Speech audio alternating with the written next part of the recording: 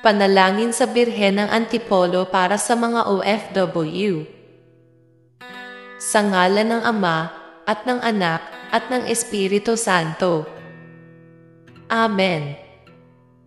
Ama naming mapagmahal at mapagkalinga, nagpapasalamat po kami sa pagkakaloob mo sa amin ng trabaho sa ibang bansa sa tulong ng Birhen ng Antipolo.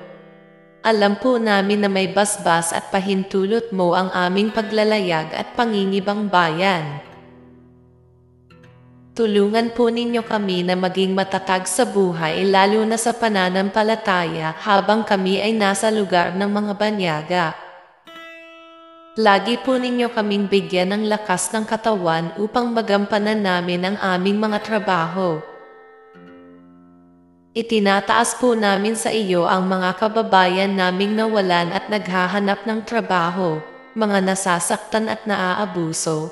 Ikaw nawa ang maging lakas at pag-asa nila. Pagpalain din po ninyo ang aming mga amo upang lagi silang maging makatarungan at mapagmahal. Patnubayan din po ninyo ang aming mga mahal sa buhay na pansamantalang iniwan sa Pilipinas. Kahit kami ay magkakalayo bilang isang pamilya, patuloy mo kaming pagkaisahin at pagpuplurin sa iyong pag-ibig at kapayapaan sa tulong ng Espiritu Santo. Mahal na Ina ng kapayapaan at mabuting paglalakbay, lagi mo po kaming samahan at ilagay sa iyong kandungan bilang iyong mga anak. Samahan mo po kami sa araw at gabi upang tulad mo ay maging mabuti at tapat kaming mga alagad ng iyong anak na si Hesukristo. Amen.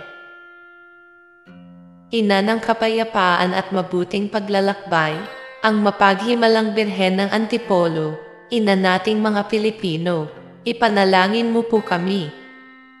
Sa ngalan ng Ama, at ng Anak, at ng Espiritu Santo. Amen.